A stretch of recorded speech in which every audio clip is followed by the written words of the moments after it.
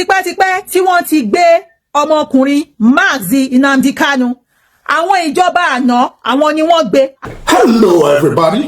Once again, this is Fred Wanko coming to you from our studios in Chicago with another edition of Bold Talk on Allen TV. And as usual, I'd like to say good morning, good afternoon, and good evening to you, depending on where you are around the world. Folks, the plot is thickening. I introduced this episode with that beautiful Yoruba lady for a reason. At the other end of this discussion that I'm having right now, I'll finish up with what she's saying. The reason this is important is when I criticize Yoruba bigots, people think I'm criticizing Yoruba people. I keep stressing it. Nothing could be farther from the truth. I love Yoruba people. Yoruba is my second tribe in Nigeria. Adoshe gidi, Oshe gidi ni mi, Yoruba ni mi, Bisi, Ile Yoruba. However, I'm a person who calls it like it is. I speak truth to power. When Igbos go wrong, which you'll see in this video, when I address Igbo leaders like the Obio furniture and Atoeze, you hear what I say about them. But when Yoruba bigots bring embarrassment to the Yoruba tribe, I call it out. But because I'm not a Yoruba person, it becomes tribalistic. But there are several Yoruba progressives who say exactly what I'm saying, but nobody calls them tribalistic. There are good Yoruba people. As a matter of fact, there are way more good Yoruba people than the evil team that is working with Bola Ahmed Tinubu. I want you to take time. This is not going to be a short video. But if you are disappointed at the end, don't ever watch my videos anymore. But before you continue, I want you to please like this video, share this video, leave your comments so we can have discussions on it, and subscribe to my channel so I can grow. If you're not doing these four things, but you consistently watch my videos, something is wrong. Please share the video. Àwọn ẹ̀yà òkèrè náà. Ìgbà tí wọ́n gbé dé Nàìjíríà, kí ló dé tí wọ́n ò lè ṣe ìdájọ́ tí wọ́n ṣe fún lẹ́nìí, kí ló dé tí wọ́n ò lè ṣe fún tipẹ́tipẹ́, kí wọ́n máa sọ wípé àwọn ará òkè ọya àwọn ni wọ́n ṣe ìdájọ́ fún. Àmọ́ nísìn nítorí pé àwọn ará bí ìmọ̀ bó ṣe máa ń ṣe nǹkan màdàrú, màgòmágó, bó ṣe máa ń gbé oríṣiríṣi àwọn nǹkan tíríkì ìkì ọ̀ǹtìdọ́ǹkì lé ìran Yorùbá lórí ní gbogbo ìgbà ni. Nísìn wọ́n ti jẹ́ kí Yorùbá débẹ̀ tán, ìgbà yẹn ni wọ́n ẹ̀ṣẹ̀ rojú ráyè wípé àwọn fẹ́ ṣe ìdájọ́ ẹ̀. Imagine Yorùbá dẹ̀ ló tún wá ń ṣe ìdájọ́ ẹ̀. Ṣẹ́jú náà ṣé kò sí Igbo lọ́ọ̀yà ni? Ṣebí Igbo lọ́ọ̀yà wà? Ó ṣe jẹ́ wípé Yorùbá lọ́ọ̀yà tó ń ti ẹjọ́ ọmọ Igbo sí níwájú.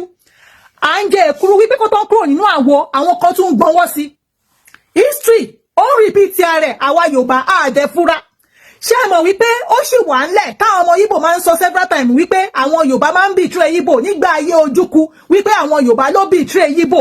Nísìnyí nígbà tí Mazi Nnamdi Kanu tó tún pè fún freedom ìlú ẹ̀, kò sẹ́ni tí ò mọ̀ wípé tí ìlú bá fẹ́ gba freedom dandan ni kó ní one or two issue nínú, nítorí wípé ìlú tó bá ti jọ kóra wọn papọ̀ tí kan bá fẹ́ yà nínú ẹ̀ kò sí kí wàhálà one or two ọ̀dà má ṣẹlẹ̀, nítorí wípé àkójọpọ̀ wọn ó ní bánú.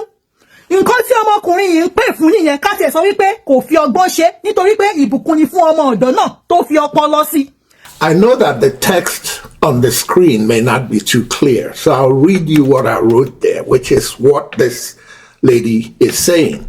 In summary, what she's lamenting is that the Fulani jihadists are using Yorubas again to do their dirty work against Igbos. She decries the fact that Nnamdi Kanu was kidnapped by a Fulani president, and they waited till a Yoruba president took over so that he could do their dirty work the way they are used to having Yorubas do their dirty work. And now the same Fulanis have connived Yoruba lawyers. Can they find Igbo lawyers to handle Igbo issues? That's what she's saying, not me saying. I didn't write that here, but that's one of the things she said. Plus a Yoruba judge. They've connived Yoruba lawyers and the Yoruba judge into being the face of the injustice of convicting an innocent Igbo man. She rightfully acknowledged that while some of the Nnamdi Kanu utterances may not have been appropriate, but his course was a just course. She also reminds Yorubas that this is the same thing Igbos are lamenting when they say that when Ojukwu was trying to break away from Nigeria, and he had arrangements with Yorubas that Yorubas will break away too, that Yorubas betrayed Igbos and let Ojukwu go it alone. That's what she's saying.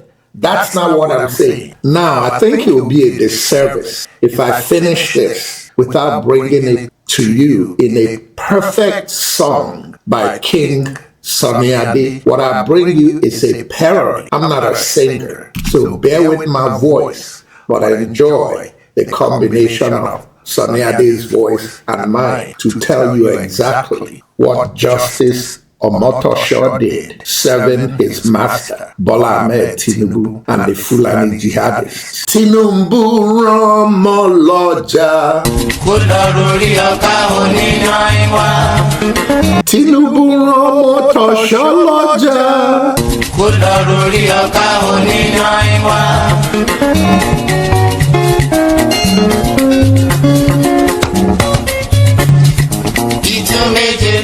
Atare méje pẹ̀lú adire méje. Wọ́n wá gùn pọ̀, wọ́n kò mọṣẹ́ dúdú. Ni wọ́n wá gbé fún pàdí yẹn. Pàdí ọdẹ ẹ̀sìn. Ni wọ́n wá gbé fún Justice Omotosho. Pàdí ọdẹ ẹ̀sìn. Wọ́n wá gbé fún pàdí yẹn. Pàdí ọdẹ ẹ̀sìn. Òṣìkà má ṣèkà mọ́ o. Ìkà kò ní ká o. Òṣìkà má ṣèkà mọ́ o. Ìkà kò ní ká o. Justice Omotosho má ṣèkà mọ́ o.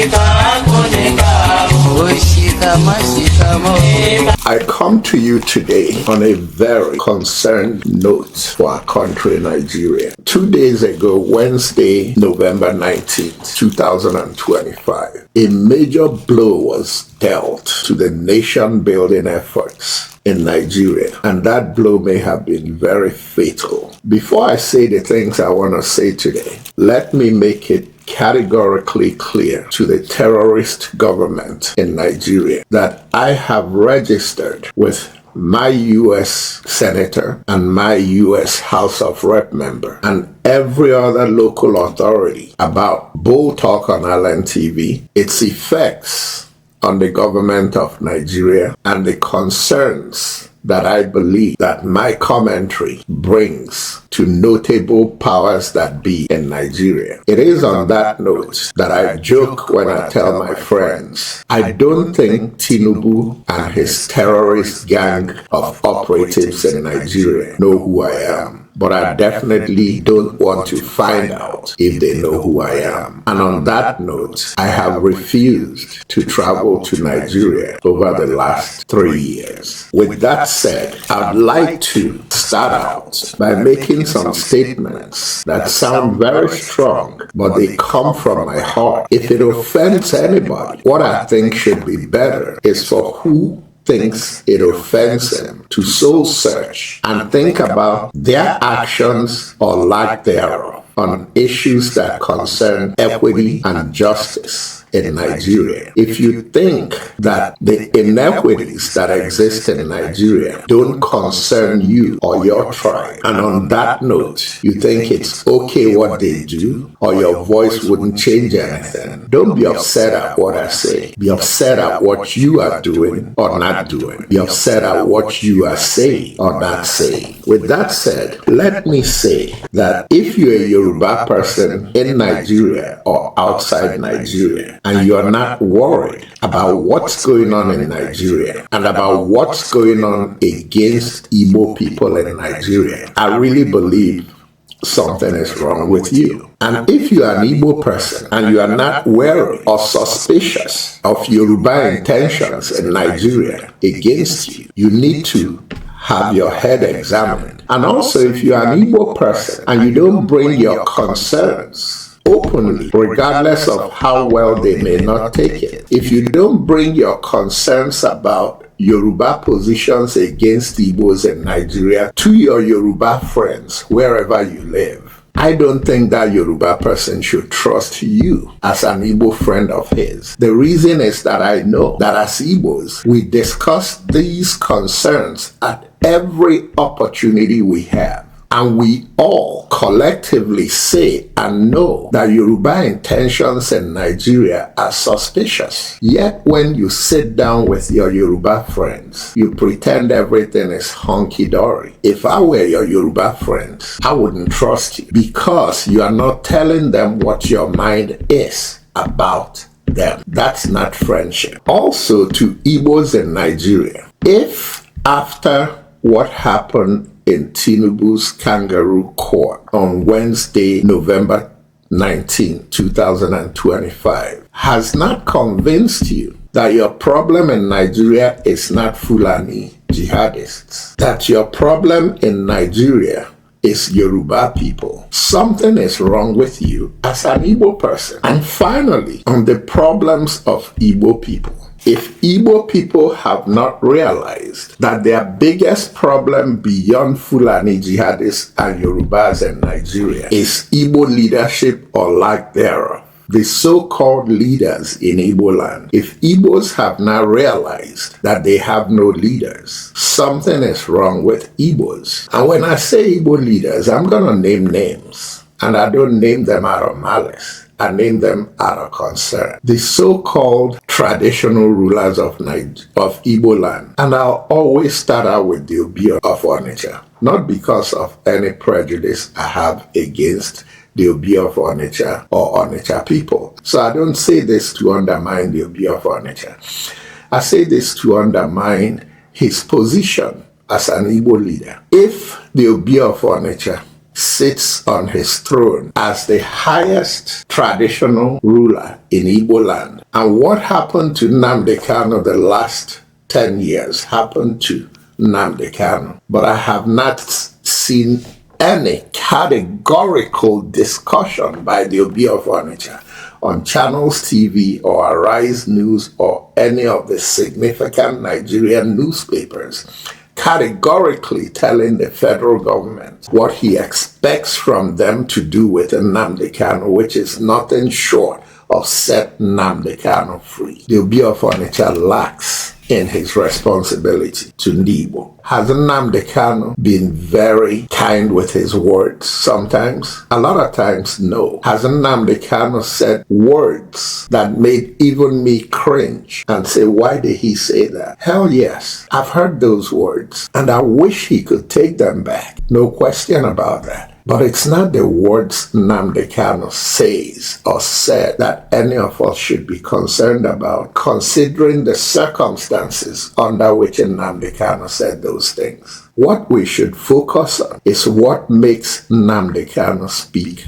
the way he does. Not every Nigerian is Wole Soyinka. Not every Nigerian is Chimamanda Adichie. I say that to say not every Nigerian knows how to weigh their words and be diplomatic in what they say. But if we're sane and fighting the same cause, regardless of how we say it, what we're fighting remains what we're fighting. The Obi of Onitsha, Chief Atoeze, the perceived wealthiest man in Igbo land with the most sustainable source of income. Chief Emeka Ofo, the 5 governors of the 5 southeastern states. All the other significant traditional rulers in Igbo, including Ezaro, who I have very strong affiliations to. And all the significant voices in Igbo land, be them entertainers, be them college professors, be them business people, every significant Igbo person that feels that he has a strong voice that Nigerians listen to, and he has strong ties to Bola Ahmed Tinubu, who has sat back and let this verdict be pronounced last Wednesday. Every one of them should go look in the mirror and really be embarrassed at themselves as so-called leaders of Igbo. Before I go any further, let me take a little time and critique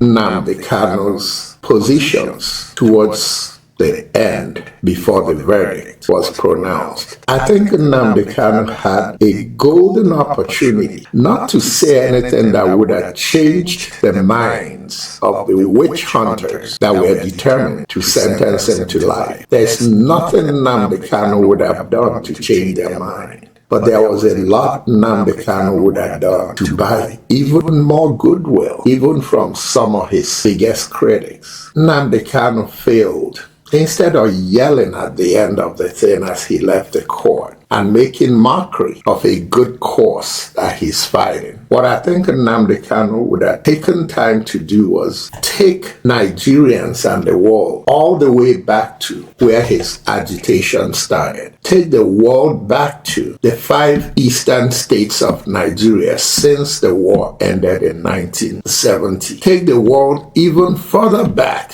to 1966, when Nigeria pinned a Nigerian coup on Igbos and said that Igbos were the ones who planned the coup, which was a lie and has been proven to be a lie today. And that lie led to a pogrom against Igbos, a massacre of Igbos nationwide, which Nigerians, including the ones who still criticize Igbos today, refuse to see what happened to Igbos in 1966, 1967 through 1970, and continues to happen to Igbos all the way till today, including the demolition of Igbo properties across Lagos State, supervised by Bola Ahmed Tinubu and Governor Sanwo-Olu. Those are the matters Nnamdi Kanu should have refreshed the minds of the world with, but he failed in taking advantage of that opportunity. But with that said, I do understand, because I know Nnamdi Kanu is human. He could only take so much. And it comes to a point where your mind doesn't quite process things as logically as it should have been done.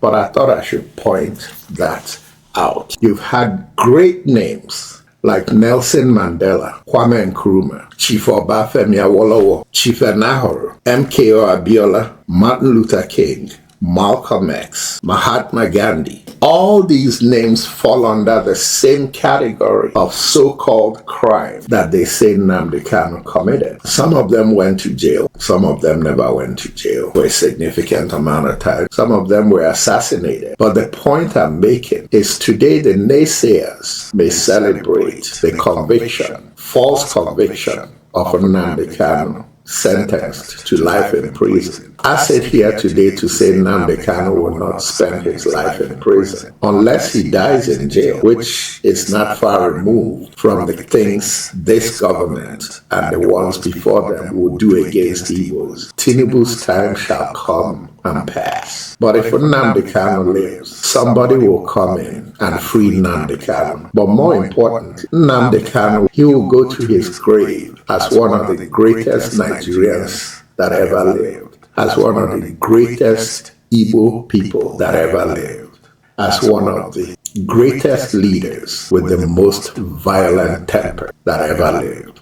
It is that violent temper that tempers so many good things that this young man has done. It's important for everybody watching to understand that regardless of where an Igbo person stands on Nnamdi Kanu's conviction, Nnamdi Kanu's course was an Igbo course. Nnamdi Kanu's course is an Igbo course. Nnamdi Kanu's course was, is, and will continue to be an Igbo course even beyond our lifetimes, unless Nigeria takes time and does right by Igbos. It's unfortunate that this has come to this. I don't intend this video to be a short one because I really want to rant. The Biafran cause has never been in a better position than it became on Wednesday, November 19th. 2025, when Nnamdi Kanu was falsely condemned to life in prison by a kangaroo court set up by Bola Ahmed Tinubu and his cronies. I keep saying Bola Ahmed Tinubu. Bola Ahmed Tinubu did not arrest Nnamdi Kanu. We understand that, no question about it. It was done under Buhari.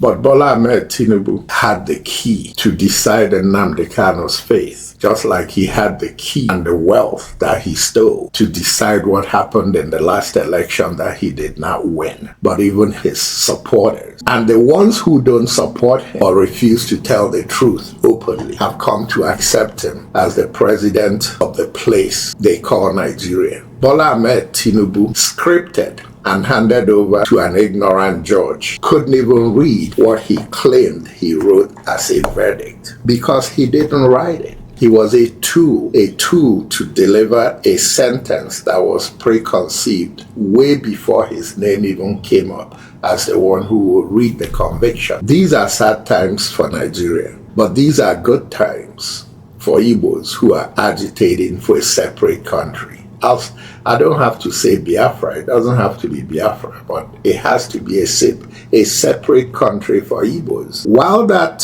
verdict was going on in Abuja, a hearing was going on at the United States Capitol Hill. They were sitting and discussing issues that concern Nigeria. And the Nnamdi Kanu verdict in Nigeria was discussed on that day in America. And it was not discussed favorably. The Biafra issue is going to become the next big issue on America's foreign policy towards Nigeria after the Christian genocide issue that they're handling today. Bola Ahmed Tinubu and his cronies have handed Igbos the biggest chip they need to fight for the day they will exit this entity called Nigeria. It is time for Igbos to come together around the world, not just in Nigeria. Not shouting, it's not going to take us anywhere shouting, but strategically building blocks and making contacts and building coalitions and building lobbies to lobby the world, but also lobby concerned people in Nigeria to set my people free. Nigeria can be left for Nigerians. Igbos need to leave Nigeria because Nigeria doesn't want Igbos. But it's important that Igbos know who their friends are and that Igbos know who their enemies are. The Igbo enemies, the critical enemy the Igbo man has in Nigeria today is not the Fulani and the Fulani jihadists. The critical enemy Igbos have in Nigeria today is Tinubu's Yoruba gang. It's unfortunate that I keep saying Yoruba because I understand that what I say may affect some Yorubas that are not. But the reality is that one bad apple spoils the whole bunch. And if you're a Yoruba person and you don't like what I'm saying, the remedy is simple. Give me a call. Let's set up a Zoom session on Bold Talk. Let's not curse each other out. Let's brainstorm and talk our problems over. It doesn't help you to keep private inboxing me and complaining, but you don't want to put your comment on the comment section of Bold Talk on Allen TV on YouTube so that it could be discussed with me and other people on the platform. I continue to say that I'm not against Yoruba people. I will always say that I have some Yoruba friends, some very good friends, but I'm not going to lie to you if I don't acknowledge that my circle of Yoruba friends is shrinking. It doesn't bother me because when I'm right, I don't need your friendship if you choose to be mum on an issue that concerns destroying my people. Being friends with anybody, including people from my hometown, is not as important to me as seeing things done right. If the things I say are offensive to you, I apologize because it's the right thing to do. But I hope you'll come and discuss with me and correct some of the things that I say that you think are wrong. But give me a position also on the same platform to explain why I say the things I say. Today is a sad day for Nigeria. But today is also a great day for Igbos. We know where we stand with Nigeria. We know where we stand with people who don't wish us well in Nigeria. And only a tree hears that they're coming to cut him down and he stands and waits. It's time for Igbos to take stock and know who their friends are. And all your fake friendships, having events and inviting people who want to stab you in the back and smiling, it needs to stop. The sooner you let people who don't wish you well know that they don't wish you well, the sooner you're going to bring about the day when the good ones among them will ride their course. Ladies and gentlemen, once again, this is Fred Wanko coming to you from our studios in Chicago with a very sad edition of Bull Talk on Island TV. And until next time, good night and God bless. We've undertaken to make a difference. Our foundation is passionate about empowering communities and fostering growth. We are grateful for the opportunity. We invite you to follow us on our social media, Facebook and Instagram at Munacha Charity Support Foundation. You can also reach out to us via these platforms or through email if you have any questions. In the same vein, we'd like to extend our gratitude to all our supporters and partners. From beaten pieces, a story began. One man with a vision, one heart with a plan. Ink-stained fingers, sleepless nights. Truth on the page, our people's light. Headlines faded, but the mission stayed. Through the storms, we still made our way. No corporate backing, no fame, no show. Just heart and hustle and the will to grow. Be part of the call. Lift your voice and join the flame. 40 years we built this hope. Our story, our name. Sponsors